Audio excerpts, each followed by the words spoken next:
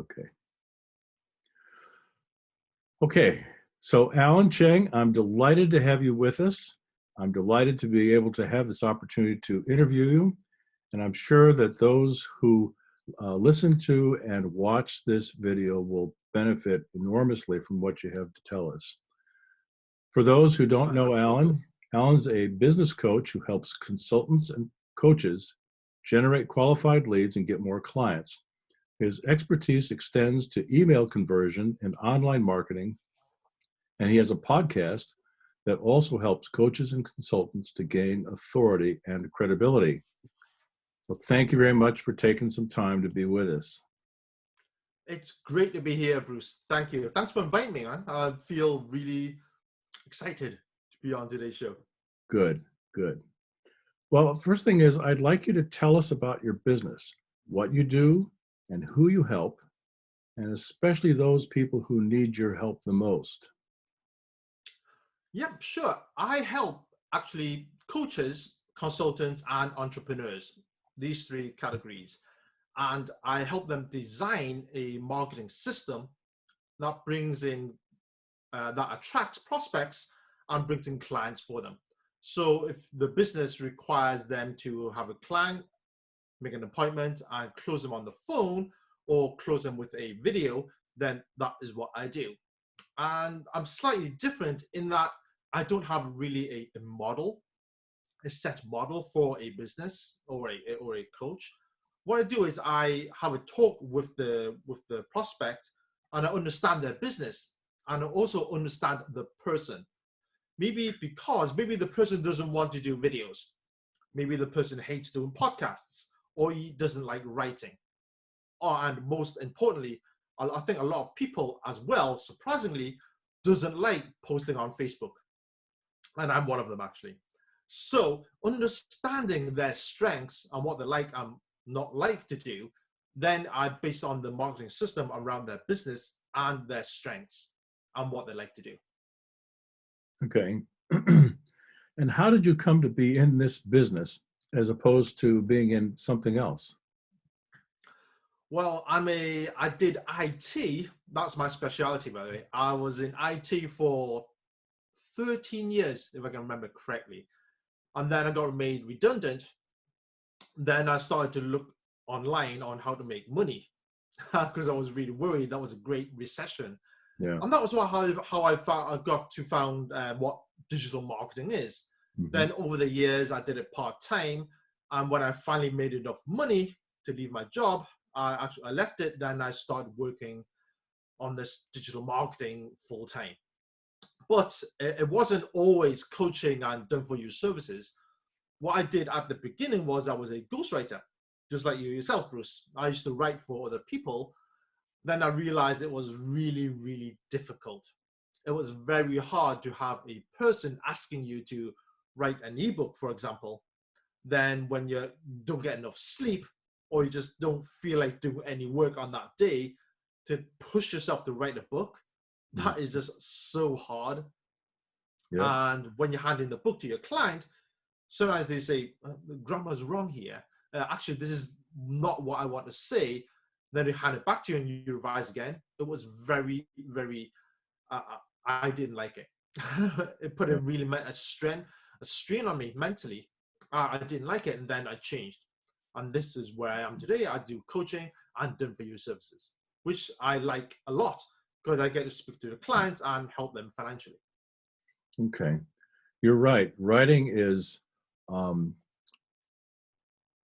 not something that you can just switch on. I mean, if you're a professional writer, and I do professional writing, but if you're a professional writer, you have to come up with a kind of game plan for how you're going to do your work each day. But some days you can just do a sort of stream of consciousness and just bang out. I can remember one day, it was my best day, when I think I wrote 5,000 words in one day, just dumped it out because I knew what I was going to do. And so, I created the outline and just did it. But I'm telling you, for the few days after that, I barely knew my name, and that's what it does to you. It just, yes, it just blows your mind like that. And then And so when you're involved in something that is creative like that, you have to pace yourself. Otherwise, you're going to lose large chunks of your week trying to recover. Definitely. That was exactly the same experience I had. Some days I could like belt out 5,000 words, then that just kills me for like 2 or 3 days. I need to recover from that. Yeah, that's So right. yeah, that is not the business for me. I appreciate the people who write professionally every day. It is not easy at all. Yeah, it was Agatha Christie who said that the professional writer. This is my paraphrase, but a professional writer writes whether she feels like it or not. And yeah, there's a lot of truth to that, but there's still a limit to how much you can do in a day. Um, and there are days when you can't think of anything. Yeah, which is why sleep is just so important. Yes, yes, sleep's essential. Yeah. So, you've told us a little bit about how you ended up being in a business, that you were made redundant, then you tried some various things, and now you're into this work that you enjoy doing. But why do you have a business at all? Why not just get a job? Like, what? Why did you um, take the redundancy as a? Why not take the opportunity as a redundancy to simply go work for somebody else? Why go through all that's required to start a business for yourself? Because having a business at that time, I was thinking I want to start something, I want to create something that is mine. I Hmm. don't want to work for someone and just work for them and they get all the benefit. Of course, I get paid as well. So I thought that, okay, why not get paid for the effort that I put in? Hmm. That was my initial thought. However, Bruce, okay, things did not work out that well. I put in so many hours more than my job, and I wasn't paid enough for it compared to my job, compared to my past salary, that is. Yeah, So it wasn't it takes time. It takes a lot of time. yeah. But that was the initial thought. I wanted to create something. I wanted to be independent. I wanted to do what I want, like make business decisions. Yeah, that was actually the feeling I had back then. Okay. You've mentioned a little bit, but maybe you can dig into it a little bit more now and explain what some of the struggles have been that you experienced along the way, in your journey, and then talk about how you overcame them. Yes, definitely. There's a lot, Bruce. First of all, when I left my job, the first thing I did, well, this was in Hong Kong. After I left my job, I rented an office. The office cost me in US dollars, it's about $400 a month, which was very cheap. But the office was quite big. It had an internet connection and everything. That was my first mistake. I wasn't making enough to support an office. Yeah. Oh, I was making enough, but to survive. But that office, that was a unnecessary expense. I think it was because I read something online saying that you need your own space so you can focus and whatnot. So I took that advice, rented an office, big mistake. And that was not needed. I think when I first started out, apart from that, my other big mistake was I did not focus on making sales. I spent a lot of time doing things like documentation, getting my logo correct, thinking and planning about my business, all these things which were not essential at the time. What was essential looking back was making sales. Understanding, okay, I need to make a sale, I need to get the sales in.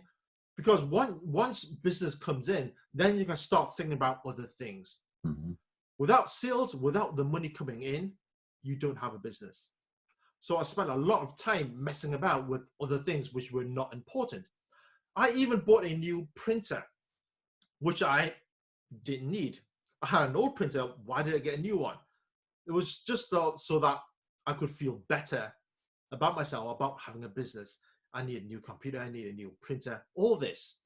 And another struggle I had was I started on a lot of business ideas. I started blogging. I went all out on blogging. Then I did ghostwriting. And all these different projects, I also had a lot of different projects as well, such as AdWords. I did a lot of AdWords. Then I did a lot of Facebook.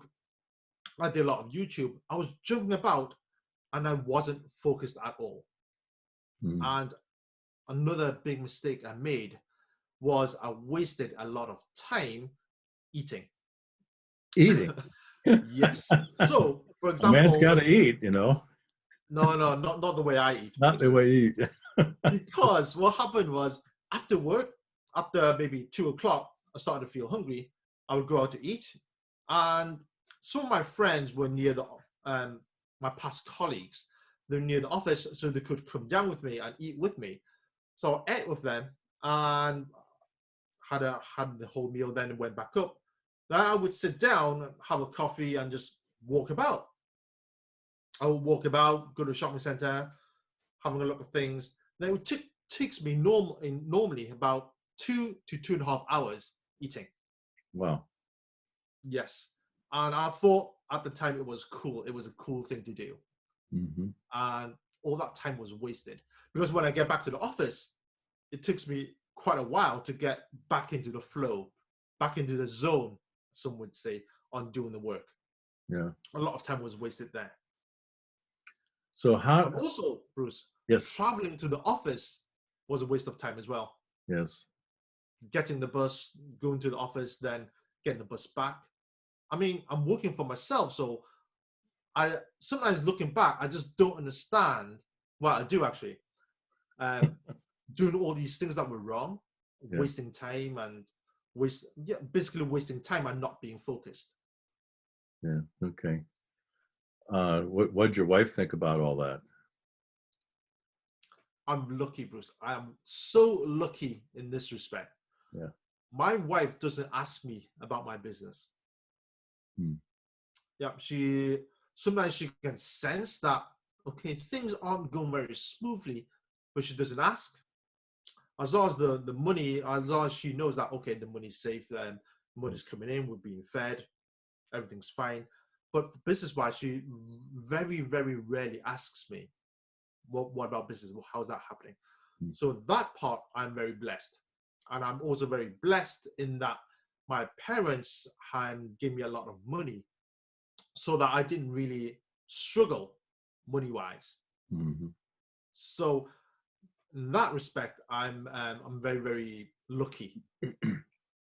So if you didn't have the pressures of um, if you didn't have the pressures of having to earn because you had what amounts to a kind of allowance from somebody else, what compelled you to change the way you were doing things and start to focus on sales?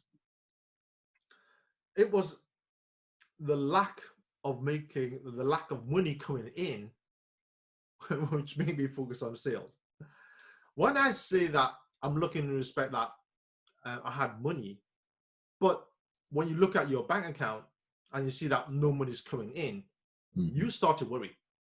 Yeah. You start to worry because no matter how much savings you have, that's going to depreciate. That's going to go.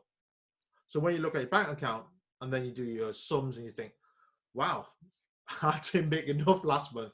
I better get something going. Mm-hmm. And it was this, and it was the constant motivation of wanting to do things, wanting to achieve something, and leaving a legacy, or something that okay, I would be proud of, a business. I think that's what motivated me, and Mm-hmm. actually making enough money to go on holiday with the family, Mm-hmm. buying the gadgets which my kids want, and that's it. And yeah, and eating at nice restaurants. Me and my wife, we just love eating. Right, we go to restaurants. We eat a lot. Okay. What drives you? What you know, if you get past making a living, past paying the bills and all that, you're at a point now where doing that is not difficult. Um, there's something inside of you that makes you do what you do and go beyond simply paying the bills. What do you think that is? I, for me, it is family. Okay. Definitely my family. I would my goal is to be really financial independent with my wife. When the kids leave, I expect me and my wife to travel a lot around the world Mm-hmm. and eat at nice restaurants, and there's eating again. And for my kids, I would want them to be free of debt, free of student loans, Mm-hmm. and to have enough deposit to start paying off their mortgage. Okay. Yeah, There are to start. there are some people who are very wealthy who have said, "I'm not leaving my money to my kids at all because it'll wreck them." You know, which is a little bit of a different. Now, having said that, we're not talking about the somewhat limited kind of help that you're talking about, but the principle is the same. Um, how do you provide for your kids in that way without de-incentivizing them to start their own business or to create a career for themselves? Well, ever since they were released from a kid, I always told them that, okay, you need to take care of your money. Mm-hmm. You can't buy this because it's expensive. Even now, the daughter's a bit weird, okay, as in she likes spending a lot of money. I really can't control her. She's at that age. However, she still has the concept that, okay, I need to look after the money.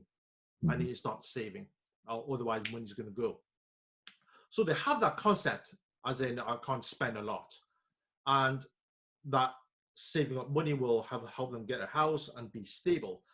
So I think the education for your kids, that's really, really important. And also for me, looking at my upbringing, that's how my parents brought me up as well, Mm-hmm. about, okay, the value of money, how it shouldn't be wasted, and what you should why saving is so important, and what things you should really spend on, Mm-hmm. such as healthy things which makes your life easier. Mm-hmm. Okay, those are essential things to buy. So from my upbringing, I really appreciated the help my parents gave me. It made a huge difference. Mm-hmm. Without the financial backup I had, I got from my parents, I would never be where I am today. Never. I would never have persisted with this business. Mm-hmm. After the first year, I would have went straight back to work and continue my IT career.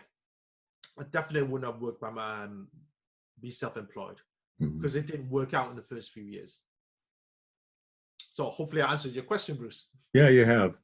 But you persisted after the first few years, you said it didn't work out, but then you persisted. What pushed you on, do you think? What pushed me on? Yes. Just So same you, thing, Bruce. It was the family. okay. Family-wise, I wanted to give them So a you better had a life. family by the time you'd been doing this for a few years. Yeah, Okay. it was the family. I wanted to give them a better life, Mm-hmm. and I believed that my business would work. Mm-hmm. I truly believe that. It was the belief that a business would work, and it was also that I'm not the type of person. I think this is like me. I don't give up that easily. Okay, Right. so even smoking, it took me a long time to give up smoking. I don't give up that easily, but I finally did it. But it was an actual. I don't like to give up, and I spent that much energy, time, and money on the business. It seemed bizarre if I like changed my mind after 1 or 2 years, Mm-hmm. which is why I said I was lucky in that my parents helped me in that respect. Okay. Okay. What does the future hold for your business, do you think? What I want What to plans do you have, or what projects do you have that you're thinking about doing?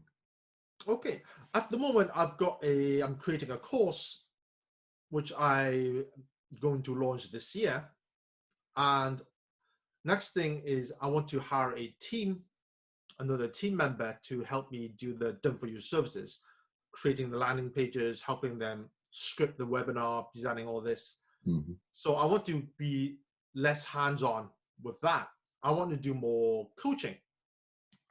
So the group coaching, the course which I was talking about, and I've got two things coming up.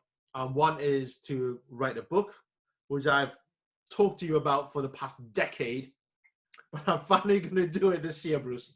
If I had $1 for everybody who said to me, I would really like to write a book, and I've said to them, well, I've written a book, and if you want my help, I'll give it to you for free. And you know what? No one's ever taken me up on it. What I've done, what I found out that made me write the book is to finally acknowledge that I never have the time to write a book. I'll never have the time. So what I do is, whenever I do have free time, I write a page. I write 500 words. And then I'd go on and do something else. So I've made a start. So Good. I've made a start. It's coming out nicely. So I'm pretty happy. Good. So because before, I used to say, right, I'm going to block out half of Friday and focus on writing this book. And that never happens. I never Nope. have the free time. And it's back to what we were talking about earlier, where you can't just you can't just sit down at your desk and say, okay, I'm going to write 2,000 words. Well, I mean, it's you can't just switch your mind unless you do this all the time and you've been working at it and you've developed a way to do that with your mind. The average person just can't sit down and switch on and say, okay, now I'm going to write a chapter. It doesn't work like that. Exactly. No, it doesn't work like that. Yeah, I may have the author's name incorrect, but I'm pretty sure it was a guy called Graham Greene, who was a British novelist back in the 1920s and 30s or something like that. And I believe that he wrote his books while standing up on top of the refrigerator. So not standing on the refrigerator, but standing next to it with his pad of paper on the refrigerator, and he'd be writing his book chapters that way. So he didn't have a little writing hut like some people do. He didn't go and inspire himself by the clinking of dishes in a coffee shop or anything like that. Instead, he stood in his kitchen and wrote with his pad of paper on top of a refrigerator. Sometimes that's what. So, like, if you stood on his refrigerator, it would be in quite a tall ceiling. I don't know what. It was just something I read in passing. I don't remember what the details. Graham Greene, okay. Yeah. And he wrote a famous with an E at the novels? end. Huh? He wrote famous novels? Yeah, but I couldn't tell you what they are because I don't remember. I don't read novels that much. I am interested. One of the things I'm interested in is how people think, and I'm interested in writers. So how do writers think when they're thinking about writing their book? And so I'll come across that kind of information. But I'm also interested in how people think in general. That's part of the psychology and everything. Yeah. Tell us how people can find you. Okay, they can go to LinkedIn, and I'm active on LinkedIn, and they can also find me on my website, alancheng.com. Okay. One other thing, I know there are other things that you probably want to talk about, and I'm happy for you to do that, but I wanted to ask you about your podcast. Tell us about your podcast, the people that you're interviewing, the topics they cover, just anything you want to about the podcast. Yeah, sure. The podcast is called Marketing Interrogation Podcast. And I started this 2 years ago, but I've been really lazy and I wasn't really focused, Bruce. Again, that's the same thing, like same problem, not being focused. But I'm focusing back on the podcast this year and near the end of last year. Mm-hmm. So this podcast is me interviewing entrepreneurs digital marketing about their business, what they do, so what their strategy is, how they serve their clients, and also their marketing, what they do to attract prospects, how to attract clients and sell to them. So it's very interesting because you ask questions such as, okay, what's your daily routine? How do you motivate yourself? How do you start this business? What struggles you had? How do you promote your business? You get all this information from different entrepreneurs, And it's great because, number one, I get to build a relationship with them. Number two, they tell me things which I don't need to pay for. And number three is it gives me great content to promote my podcast and, of course, promote my business. Right. So it's great. I love doing the podcast. I'm doing it more now. How do you find people to interview on there? Okay. What I'm doing now is I'm finding a lot of people on LinkedIn. And one of the things I do on LinkedIn is I message them after adding them as a connection, then sort of ask about their business, and then just ask, would you like to be on my podcast? I've got a podcast which talks about business owners, how to market their business. Would you be interested? Mhm. And of course, it's not a loss for them. They don't have to pay for it. It's promotion for them. So a lot of people do say yes. And a lot of the, actually, I do get approached by people asking me if they can be on my podcast as well, which I thought was pretty cool. And they do this by going on my LinkedIn profile and then seeing as my job description or the headline, I can't remember now, something like I interview coaches and consultants for my podcast. Yes. So something like that. So when people go to my podcast, my LinkedIn profile and see that headline, they'll go, oh, great. And then they just connect with me. Mm-hmm. And I've got a few really cool entrepreneurs reaching out to me via LinkedIn because of that description. So that's pretty cool. Okay. Do you have some special people lined up right now that you want to talk about? Some special, yes, I do, but not confirmed yet, so I don't want to say it. Okay. But I've got some really nice, cool entrepreneurs on LinkedIn, experts on LinkedIn, and one on Facebook ads as well, which I'm looking forward to, but not confirmed yet, Bruce. So I really can't tell you. No, I understand. I know what that's like. Okay.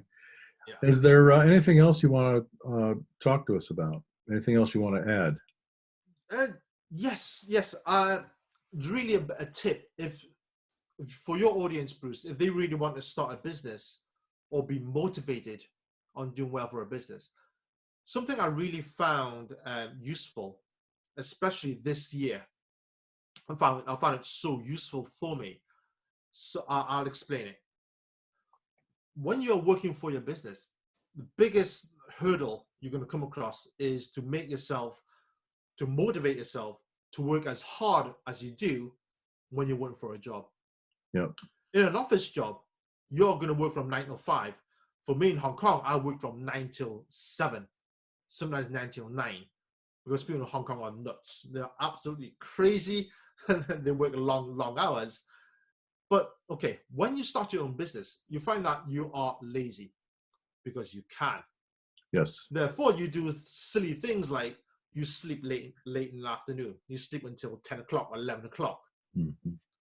And even when you wake up, you sit up in bed, you start looking at your phone, reading all these news articles going on Facebook. Yep. That is just a complete waste of energy. And it's nothing really. You're doing nothing for your business and it's just wasting time. Yes. What I found to be really useful is to start the night before and really get yourself enough sleep. That is just so important. I can't stress it enough. Sleep, getting enough sleep is very, very important. It makes your whole day so much more productive and your mind is like, it's fresh. You start to notice things. Whereas if you don't get enough sleep, your whole day, the next day, you just seem to, I don't know, everything's on automatic. You don't know where you are, you're doing work, and then you just don't want to do work. So first of all, get enough sleep. And on the night before, plan your day. Plan it so that the next day, you don't waste your time. And when you do planning, I found this really helpful as well. Plan for buffer time. Buffer time is time which you can spend either reading, either going out, or catching work which you couldn't finish, which you have scheduled. And when you wake up early. When you wake up early, do some exercise. 10 minutes is enough. That's what I do anyway. Some people go for excuse me. Some people go for a run, but that's too strenuous for me. I do about 10 minutes on the bike, on the stationary bike, Yeah. and I do a journal. I write the 5-minute journal. I start reading some self-help books, and I feel really calm, feel really happy, and then I have a cup of coffee. Then I start working, and your day it just seems so much in control Mm-hmm. when you do that, and it just makes a whole lot of difference. Yeah. Before that, I wasted a lot of time, Bruce. It was Yeah. sleeping late because I can. I watch movies until 3 o'clock, 4 o'clock. I wake up at 10, wasted the whole day. Yeah. So that's my really, really tip. I really hope your listeners take to heart. Great. That's great. I've found personally that that a half an hour of extra sleep can make all the difference. So I need between 7 and 8, let's say. If I get 6.5, my day is not as good. It just isn't. I drift. I can't really sort of get on top of anything. I'm sort of waiting for something to I'm waiting to feel that little bit, that extra edge, that little bit better you feel after you've had 7 or 8. And of course, it doesn't come. And so maybe it's 10 o'clock in the morning before you can finally sort of pull yourself together and think, hey, where's the day? Where's the time gone? It's it's a constant battle. It's not Yeah. something you can have. The best laid plans. You can plan the night before. You can go to bed on time. You can have a pretty good night, but still not get enough sleep. And the next day, it just doesn't work. I end up sleeping in the morning for a nap so I can function the rest of the afternoon. Um, it's just it's just what happens. So sleep is essential. Well, what I found, Bruce, right? Sleep. People need different hours of sleep. Mm-hmm. You just said that if you slept for 6.5 hours, you'd be like all over the place, right? Yep. That's not enough for you. For me, I found out my sweet spot is under 7 hours, Mm-hmm. slightly under 7 hours. So 6 hours, 45 minutes, round about there. That's my. If I get that amount of sleep, the Mm-hmm. next day I'm really on it. I'm very, very productive. Just And like today. do you find that you Today, get last night I slept great. yeah? Do What you I find do that you find is if I sleep for more than 7 hours, yeah? let's say I slept for 7.5 hours, then the following night I can't go to sleep. Wow. Yeah, I'll Maybe probably maybe spend you should about. take up running. Oh yeah, do you I sleep find about that 1 or 2 a.m. in the morning before I can go to sleep if I yeah, sleep too much. do you find that you get a better quality of sleep if you go to bed at a certain time and get up at a certain time than if it's just 6.75 hours at any time within the 24-hour window? Yeah, I'm just glad I'm getting that sleep actually. Yeah. So I don't, because before, Bruce, I had problems. I don't know till this day. I don't know why. I sleep for 3 hours, then I wake up Yeah. very, very alert. Can't go back to sleep, so I get my phone out and watch a movie for 1.5 hours, 2 hours, then I go back to sleep. Hmm. So I'm just glad now that my sleeping is all right and that I have one sleep throughout the night for 7 hours, Yeah. feeling great. Yeah. I know they have this ring. I'm sure you heard of it. It's called the Oura ring or Aura ring. Can't remember. This is ring Oh which yes, I know. tracks your Yeah. sleep. Yeah, I was thinking of getting that, but hope like touch wood, my sleep's okay now, so I don't need to get it. Well, you're a marketer, so you probably understand that there's more hype in that than there is in value. No, Um, but a lot of people, a lot of entrepreneurs, the people I interview, saying that they swear by it. yeah. But I've also read a lot of reviews. People are saying that it's not very accurate. Yeah. So I don't know. It's And, maybe and 50-50. plus, if it can have a placebo effect too. If you buy something and you really believe it's going to have an effect, it will. If you really believe it. And there's a whole literature on placebo that we know about. No, but it doesn't just make you sleep. It doesn't make you sleep better, Bruce. This Mhm. ring gives you information on did you sleep well last night? Oh, okay. Yeah. That's not. Then we're not So thinking of the same thing. yeah, this ring gives you. I think you download it on your app. You can read the information every night. It tells you how much you slept, how much deep sleep you Okay. slept, and it gives you a rating of okay, last night's sleep. How out of 100, how much do you rate? So something like that. So then, if you log your day, log down what you eat, what you do, the exercise, etc., you should be able to spot a pattern on how to make yourself maximize your sleep. Okay. Yeah. But as I said, I'm okay now, so hopefully I don't need to buy it. Yeah. Okay. Well, that's really good. A lot of really good advice in there. And is there anything else you wanted to add? Anything else I want to add is um, hang around with people who support you. Yeah. That's very, very important, I think, because business a lot of the times is your mindset as well. Hmm. If you are positive, if you are happy, then you can do a lot of good work. Hmm. If not, if you're depressed or you're worrying about all sorts of things, you're unhappy, your work will deteriorate, and even your time on work will you won't spend a lot of time on work. You just spend time worrying and giving up and doing other things. So, as I said, I'm lucky I have a very supportive wife, and yep, sometimes the kids get on my nerves, so that's about the one of the few obstacles I have. If your kids didn't get on your nerves, you'd be the exception in the world, I think. Yeah, yeah. I say that to some of my friends as well. Yeah. Kids. Yeah, I do find that I think I'm the unlucky ones with my kids. Some people I know, their kids are like fantastic, really Hmm. focused on their schoolwork, really active, very respectful to their parents. You do get them, Bruce, believe them or not. Yeah. So, unfortunately, my kids aren't like that. They answer back. They try to pull one over you. All sorts of things. Yeah. Really, I don't know, very cunning, very sly kids I've got. Yeah. Nothing Okay. like me. Yeah. No, nothing like you. That's right. Yeah. Okay. Well, this has been really great. And I appreciate you taking the time out to talk to us. And the website again is what for you? It's alancheng.com. Spell your last name. ALANCHENG.com. Great. Thanks very much, Alan. Thanks a lot, Bruce. It's been great being on the show. Thanks a lot. Thanks for the opportunity. Thank you. You're welcome. Bye bye. Bye.